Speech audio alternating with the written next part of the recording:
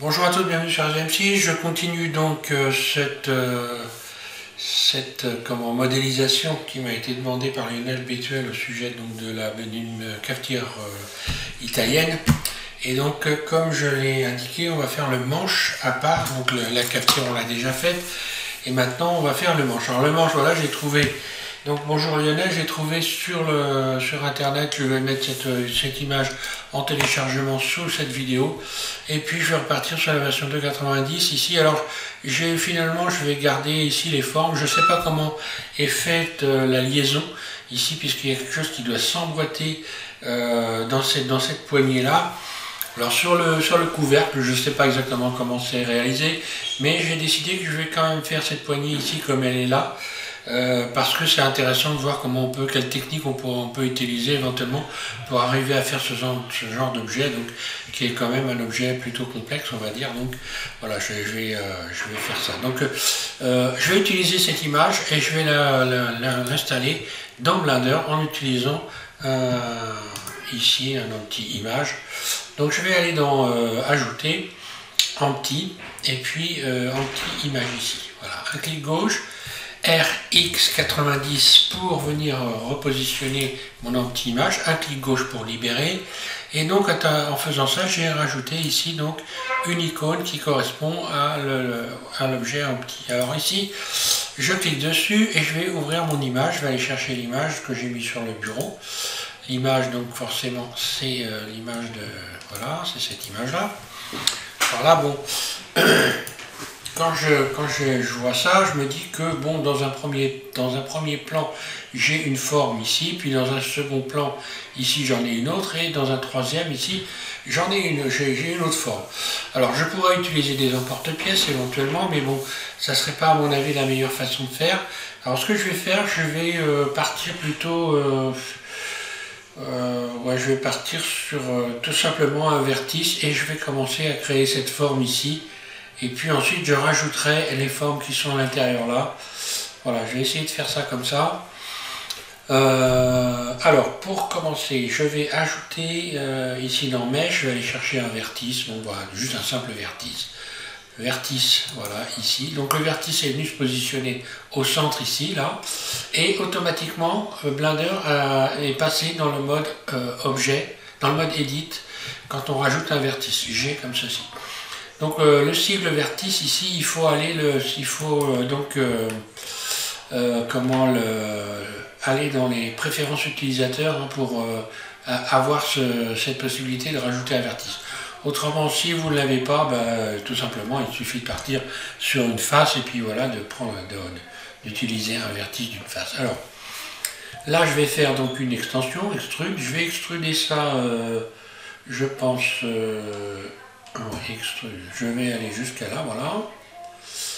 Et voilà, je sélectionne tout, A, et extrude ici, et je vais commencer à faire le tour. Alors c'est important de ne pas essayer de faire le tour et puis de fermer les faces, de faire le tour avec un vertice, comme ceci, et puis ensuite fermer. Ça, c'est pas possible, ça va pas marcher. Donc je vais mettre en mode transparent, ici je clique sur cette icône, là, ombrage de vue, voilà. Et puis je vais commencer à installer les vertices les uns après les autres, comme ceci. Là, celui-là je le positionne juste au bout ici. Celui-là je pense que je vais le positionner là, de manière à avoir un repère pour la pièce qui est ici à l'intérieur, là. Donc je sais que j'aurai un repère, je vois bien la pièce, elle est là. Voilà, je vais mettre ça comme ça par exemple. Voilà. Allez, ensuite je resélectionne ces deux vertices, extrude. Voilà, je vais repositionner ça correctement.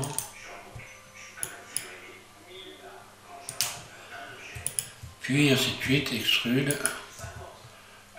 Là, forcément, je vais faire une sorte d'éventail quand j'arrive dans... Voilà. Je vais les positionner en éventail. Extrude. Hop. Rotation, R.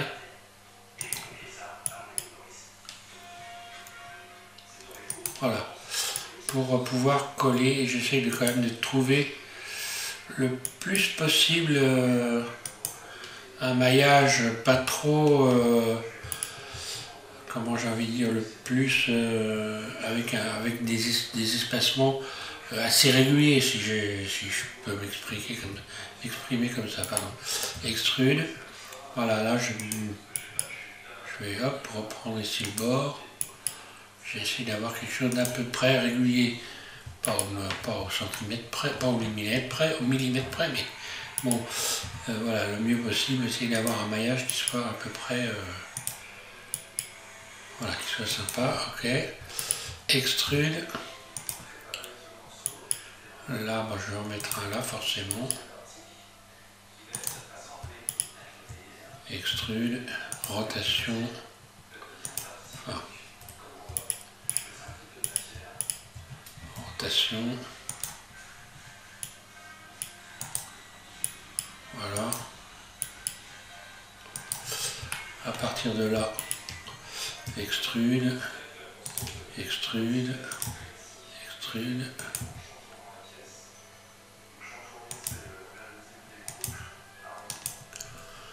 Là, je vais pouvoir repositionner. Donc j'attrape les vertices à la volée, hein, pour les repositionner un par un. Là.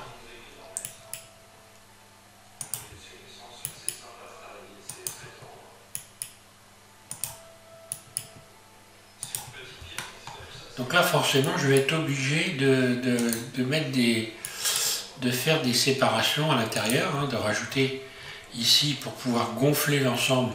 Je vais être obligé de rajouter des boucles. Et si j'avais fermé donc un ensemble avec lequel j'aurais fait le tour, je n'aurais pas pu passer de boucle. Voilà les explications. Pourquoi je fais ça. Donc extrude.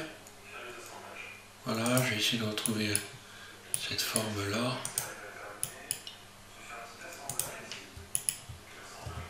Extrude.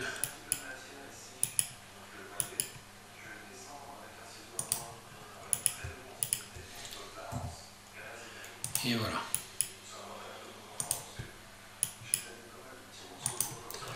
Là, je suis pas trop mal.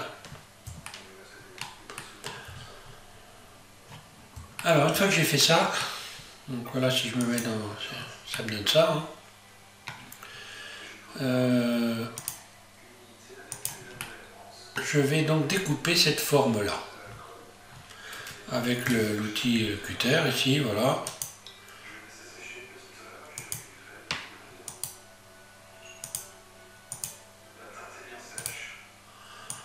Là.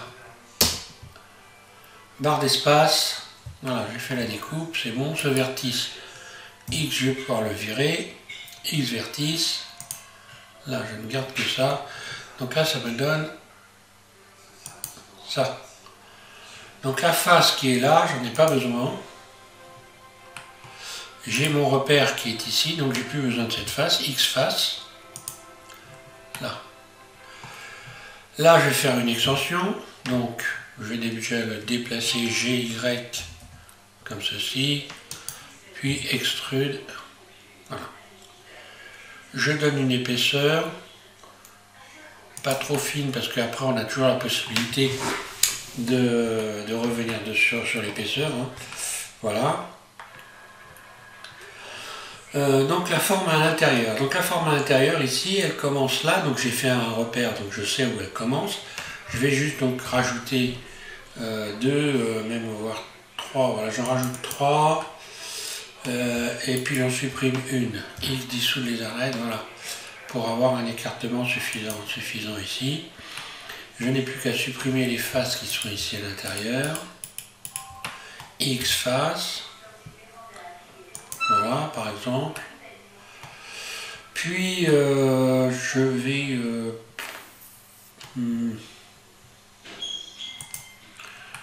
alors, je pourrais faire ça comme ça, par exemple. Je me mets en mode vertice, voilà, j'attrape. Donc, ce vertice-là et celui-là, je ferme. Là. Ensuite, je vais sélectionner ceux qui sont là. Hein. Je ferme, F. Celui-là et celui-là, je ferme. Puis je sélectionne ceux qui sont là. et je ferme. Donc là automatiquement je peux ici sélectionner cette arête là et celle-là et je ferme. Donc là voilà. Alors l'idéal ça va quand même être que je fasse des découpes pour avoir quelque chose de correct ici. Je vais faire des découpes pour avoir un maillage correct.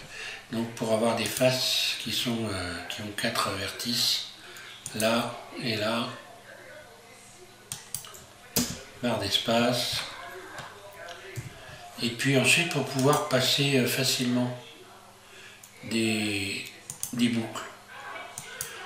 Parce que l'astuce ça va être quand même de pouvoir subdiviser. Hein. Donc là j'ai 4 vertices par tour. Hein. 1, 2, 3, 4, 1, 2, 3, 4 et 1, 2, 3, 4. Là c'est bon, donc là je vais faire un double G. Je vais mettre ça plutôt droit comme ça. Double G. Là. Ce qui va me permettre de sélectionner, enfin cacher, je vais cacher carrément le petit, là voilà, à partir d'ici. Et sur l'extérieur, je vais faire sur la face opposée, je vais faire la même chose. Barre d'espace, puis cut, donc je clique sur la lettre K, et voilà. Là je peux sélectionner le mode arrête, là j'ai une chose que je peux faire pour venir redresser tout ça, je vais faire un SZ0, là, ici c'est pareil, comme ça je suis sûr d'avoir tout parfaitement droit, SZ0,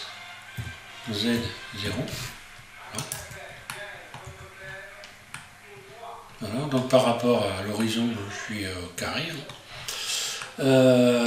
Et puis donc il y a la pièce qui ressort ici, donc qui est une sorte de pièce rectangulaire. Voilà, donc on va la modéliser. Voilà, c'est cette partie-là. Voilà, je pense que je vais mettre un autre transparent pour voir pourquoi j'ai pas. Là, j'aurais pu remonter peut-être un petit peu plus. Alors, je vais mettre en mode transparent. Donc, Alt Z, C, je sélectionne donc ici les deux, hein, enfin les 4, là, voilà. Vue 1, G. Allez, je vais mettre à peu près au milieu. C. G. Voilà. Je viens redresser.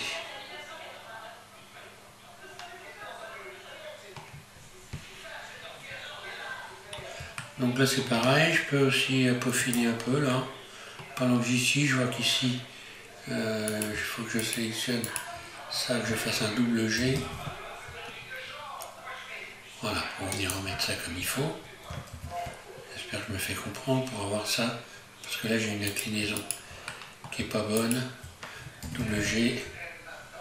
Et voilà, je viens remettre ça correctement.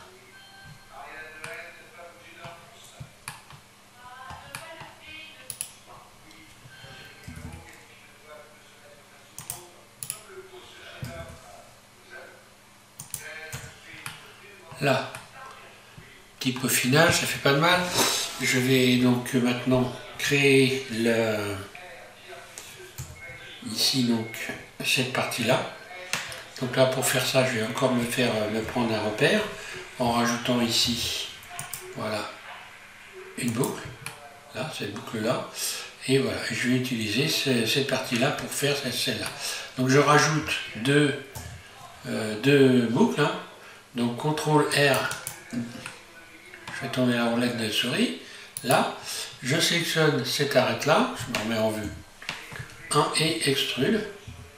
Là, donc là on la voit, extrude. Là, je vais pouvoir maintenant attraper cette arête-là et celle-là, je vais faire fermer. Puis je vais supprimer celles qui sont à l'intérieur, ici, là, X face, là, et maintenant je vais pouvoir fermer, alors je vais rajouter ici une boucle ici, et je peux fermer comme ça maintenant. Voilà, F. Allez, non. Cette arête là et celle-là, F, celle-ci et celle-ci. Et voilà. Je vais cacher, voilà, ça, hop là. Là. Et ensuite,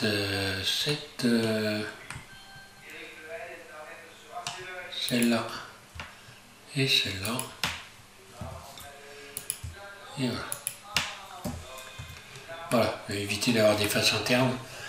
Ça peut créer des problèmes. Alors ensuite, bah là, je vais maintenant faire le test. Je vais déjà donner l'épaisseur que j'ai envie de lui donner en faisant...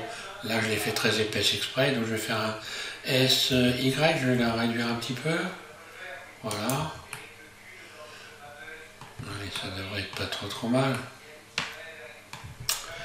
Et pour pouvoir gonfler le manche par la suite, je vais être obligé donc de créer des découpes ici. Je pense que je vais... oui. Alors je me mets en vue 1 et je vais faire un cut là.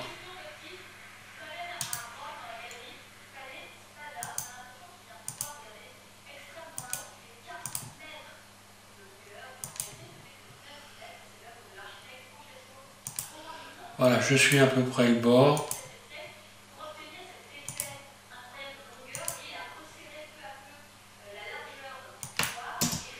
Et voilà, barre d'espace. Je vais reprendre également à partir de ce vertice-là, je vais en faire un aussi. Allez, cut.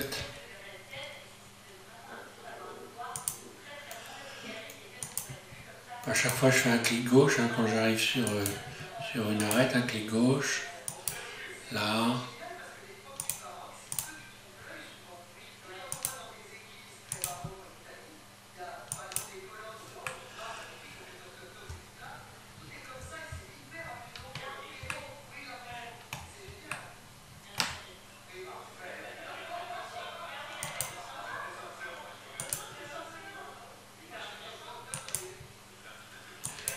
Voilà.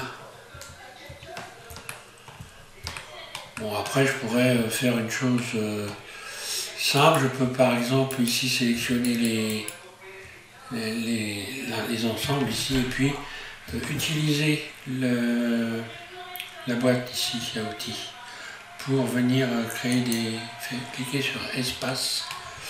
Bon là pour lui ça serait pas terrible, mais je peux faire les espaces par exemple à partir de... Donc celui-là je vais venir le remettre bien, arranger un peu le maillage. Hein. Voilà, double G.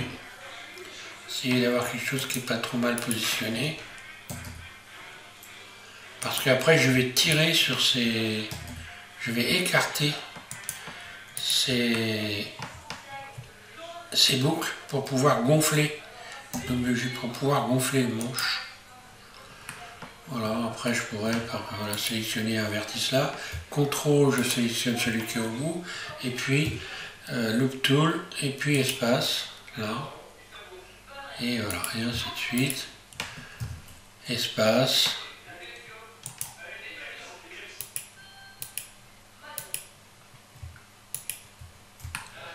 CTRL. Espace. CTRL, un clic droit. Puis Loop Tool, espace. Donc boîte à outils, hein, la Loop Tool. C'est la boîte à outils. Hein. Voilà. Espace. C'est juste pour avoir un maillage propre. Hein, voilà. Mais quand même, dans les formes, c'est mieux quand même. Parce que quand je vais gonfler comme ça, quand je vais gonfler l'ensemble, je devrais avoir quelque chose d'assez propre voilà, dans la forme.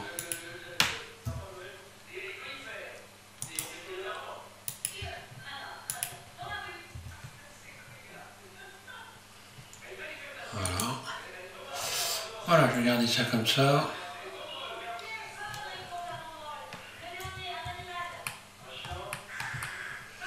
Bon, alors là, est-ce que je recommence tout ça? Est-ce que je suis obligé de recommencer tout ça? Pas forcément à partir du moment où je peux placer par exemple une boucle complète en plein milieu. Allez, je passe une boucle complète en plein milieu, je fais une découpe en faisant un V.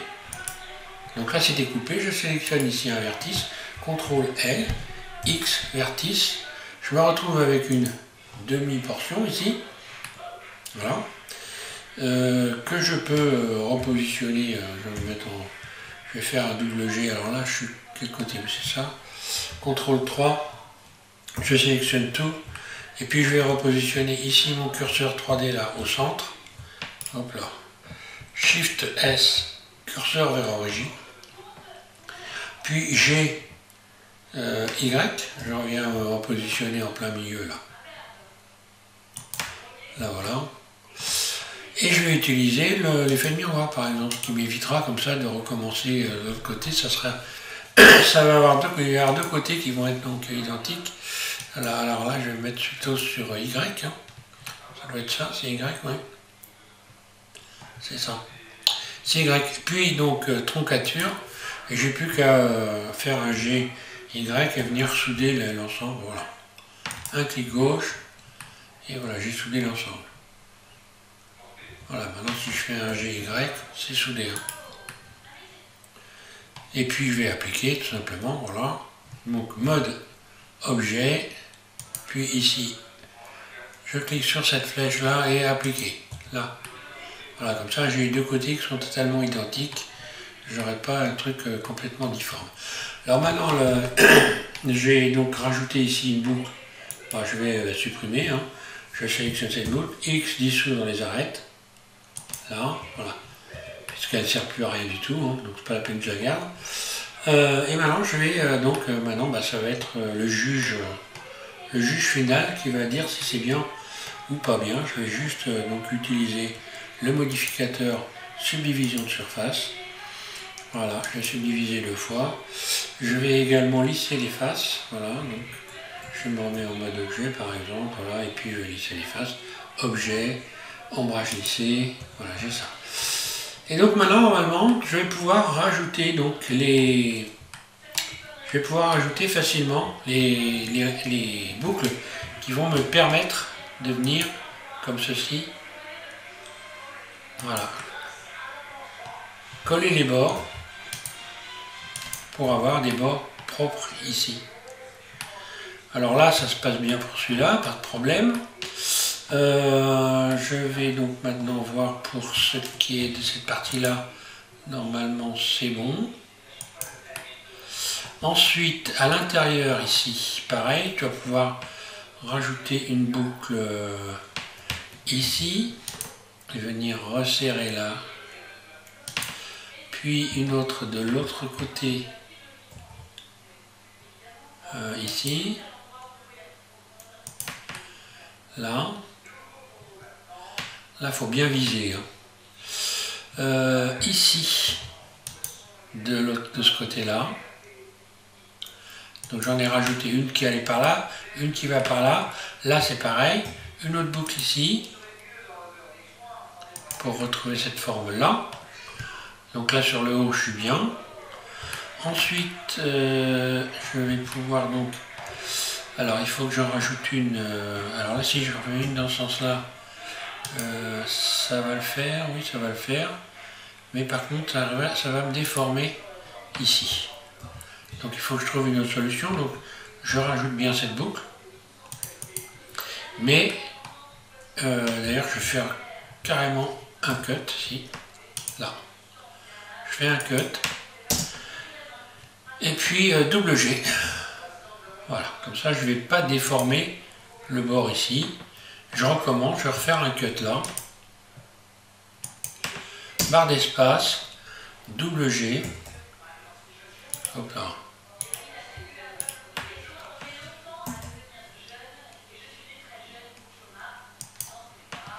Là. Ici. Et ben voilà, je vais pas tarder, plutôt pas trop mal. Et au bout ici, voilà. Bon là c'est un peu une question d'habitude, hein. Mais voilà, je pense que bon voilà, À la limite, je pourrais faire un cut ici, là. Et un double G pour venir rabattre ça comme ça. J'ai pas de surface froissée apparemment, si j'ai un petit pli là, donc c'est pas l'idéal ce que je viens de faire, et en plus ça correspond pas forcément à la réalité, j'ai l'impression.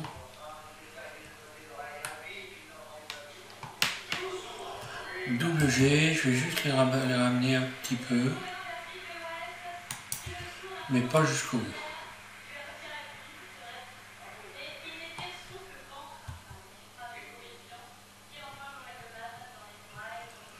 Voilà.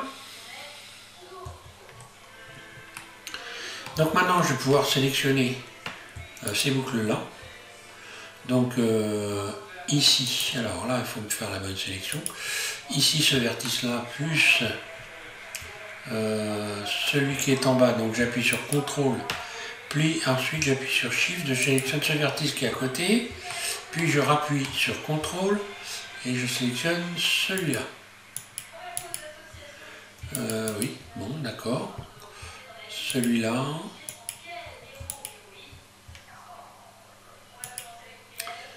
Je vois, donc ok. J'aurais mieux fait carrément de sélectionner directement les faces. Bon. Je vais tenter donc de faire la même chose de l'autre côté. Donc voilà, j'ai sélectionné les faces tout simplement direct. Donc là c'est bon, j'ai sélectionné ça. Là je vais sélectionner donc cette face là.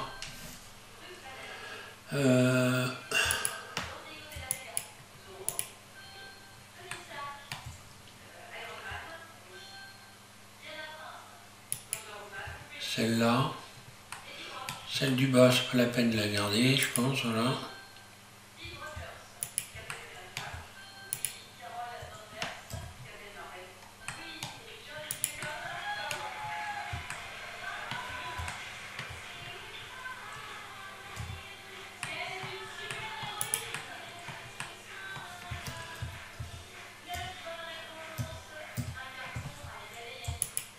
Là, ça et ça. Et je vais utiliser l'outil, donc, bah voilà, tiens, je vais utiliser cet outil-là, je me mets en vue 3, là. La poignée verte ici, donc attention à bien se mettre en plein milieu, hein, là pour gonfler. Bon, bah, le problème c'est que ça a bien gonflé là, bien trop d'ailleurs, CTRL Z, je reviens en arrière. Ça, je ne vais pas gonfler cette partie-là. Ouais, je pense que là, je vais recommencer en enlevant un petit peu. Et 1, puis 3.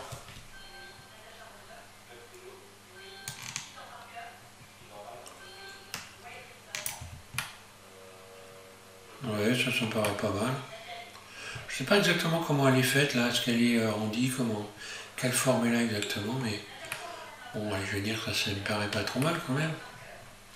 Après, j'aurais pu gonfler le bas aussi, hein, en rajoutant éventuellement une boucle ici, mais bon.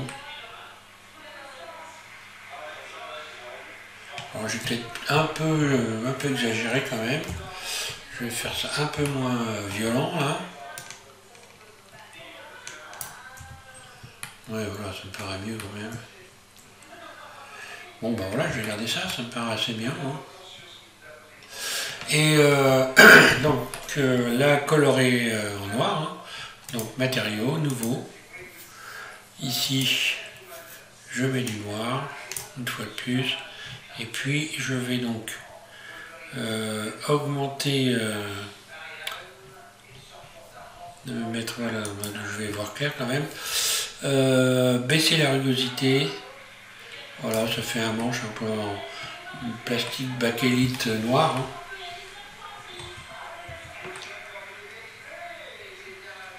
Allez, je vais garder ça, ça me paraît pas trop moche. Je vais le copier et aller ouvrir la cafetière donc, du premier tuto. Pour le copier, je la sélectionne et je vais juste faire CTRL C. Là, on va voir qu'ici, il y a écrit que c'est, vous allez voir que c'est écrit que c'est copié. Je recommence, CTRL C. Là, c'est que ça veut dire que c'était copié. Ça a bougé.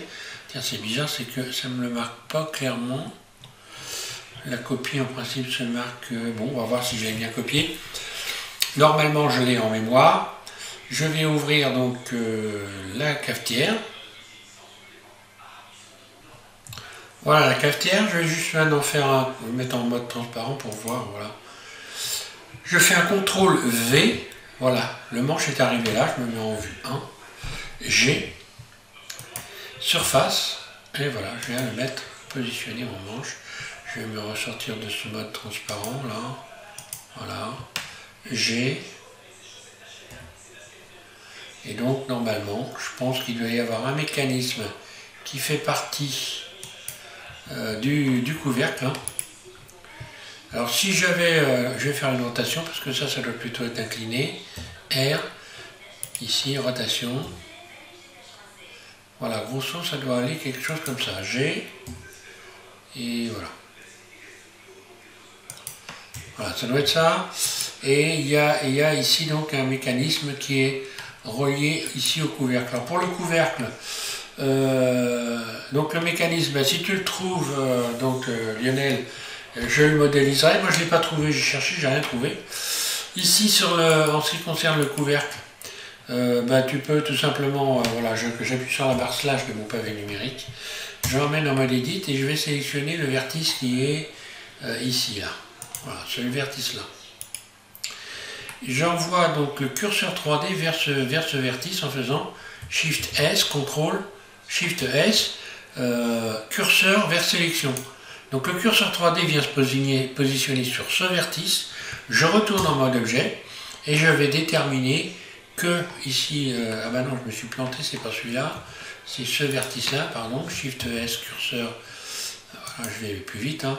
Voilà, donc là je vais créer une ouverture à partir de ce vertice, je retourne en mode objet et je vais déterminer que le point d'origine du couvercle ici, c'est le vertice qui est là. Donc je vais dans objet, définir origine vers curseur 3D.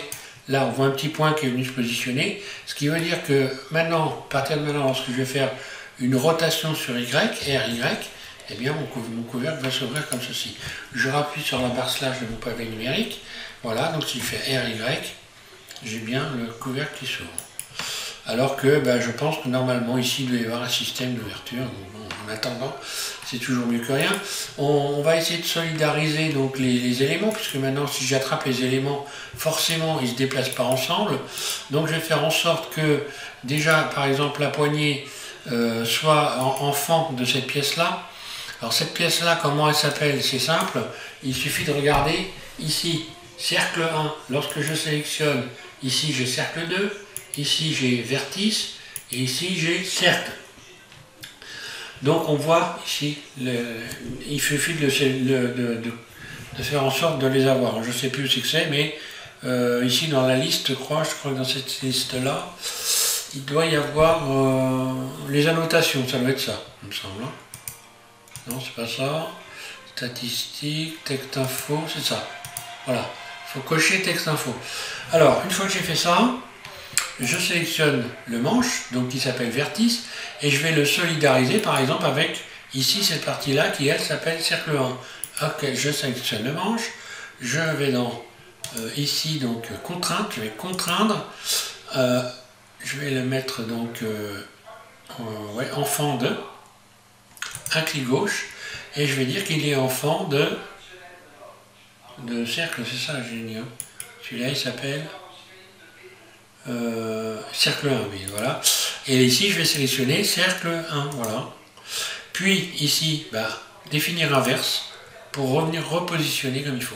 Maintenant à chaque fois que je vais bouger cette pièce-là, l'autre va suivre. C'est pareil pour le couvercle, je vais lui ajouter une contrainte ici. Donc contrainte, pareil, donc enfant de. Donc enfant de cercle 1, là, et puis définir inverse. Voilà, j'attrape maintenant ça suit. Ensuite, j'attrape mon couvercle, je fais un RY, il se soulève. Un clic droit, je libère. Et puis pareil, je vais essayer de faire en sorte que cette pièce-là suive celle-là. Voilà, je lui ajoute une contrainte, la même contrainte que les autres, évidemment, enfant de cercle 1, voilà. Et décaler, définir inverse. Voilà. Maintenant, j'attrape ma cafetière, elle bouge. Le couvercle va s'ouvrir, RY, là. Maintenant, si je veux voir l'intérieur ici, je peux le voir. D'ailleurs, pour finir cette partie-là, je peux donc lui faire l'emmener en mode edit, puis lui donner une épaisseur, parce que c'est une chose que je n'avais pas faite, voilà, volontairement, hein, en allant simplement sélectionner ici, solidifier les faces, voilà, et puis je vais donner une petite épaisseur, donc intérieure surtout, hein. Là, voilà, histoire d'avoir quelque chose de sympa à l'intérieur ici. Je regarde toujours si je n'ai pas de déformation. En mode objet, je viens donc appuyer sur la barre slash pour rappeler l'ensemble. Et j'ai donc voilà ma cafetière qui est donc terminée. Donc voilà, je te dis, si jamais tu as quelque chose de nouveau pour ce qui concerne, tu arrives à trouver des éléments qui pourraient éventuellement me permettre de modéliser les éléments qui manquent là. C'est que tu seras plus doué que moi pour la recherche. Et puis éventuellement on pourra les modéliser. Autrement, il suffisait d'aller plus loin ici et de ne faire qu'une seule pièce et de venir la coller là, hein. Bon, je vais mettre donc sous cette vidéo l'image. En ce qui concerne les textures, je vais refaire peut-être un troisième tuto, je ne vais pas aller plus loin. En ce qui concerne donc les matériaux, parce que lorsqu'on va se mettre ici, alors je vais faire cette expérience, hein, je ne vais pas faire des tutos à rallonge. Ici, je clique ici, bon forcément c'est tout noir, il n'y a rien du tout simplement parce qu'il faut que je rajoute de la lumière. Donc déjà pour commencer, je vais rajouter ici dans le monde, je vais rajouter une image en cliquant sur couleur ici. Je vais chercher une texture d'environnement. Voilà, texture d'environnement, je vais ouvrir, je vais donc... alors moi, dans les textures, j'ai réussi à trouver la même texture que l'on a, vous allez voir, peut-être qu'elle est là, je sais pas si elle est là. Non, c'est pas là. Plus... Et les stats studio, dans studio, je crois que j'ai dû la mettre dans studio pour la retrouver. Et ben non. Galerie monde. C'est pas ça.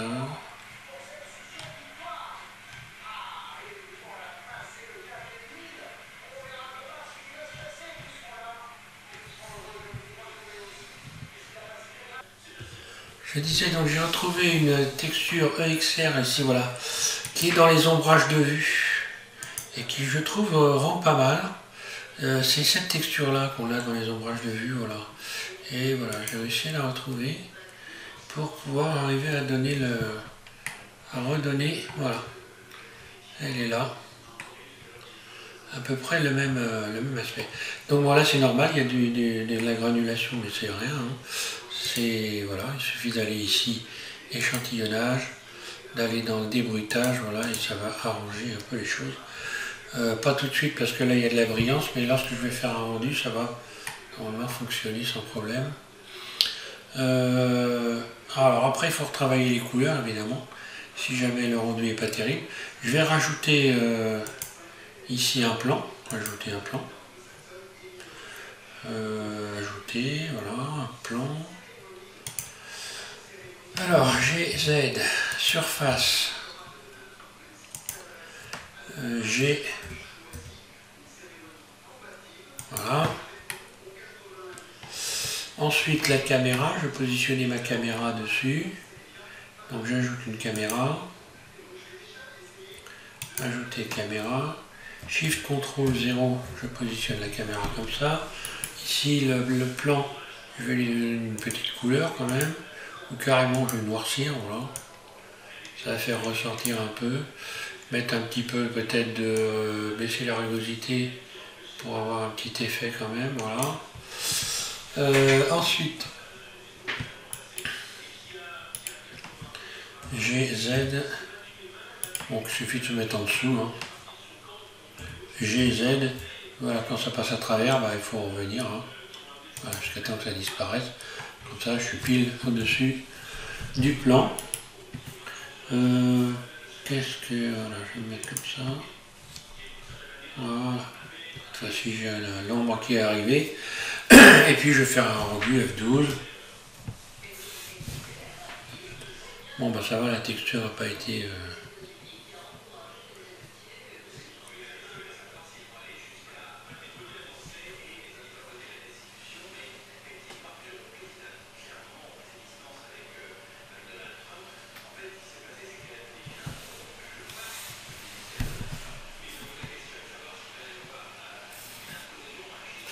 Voilà ce que ça donne. Donc je pourrais aussi cacher l'arrière-plan et garder, je crois, il me semble, si je ne me trompe pas.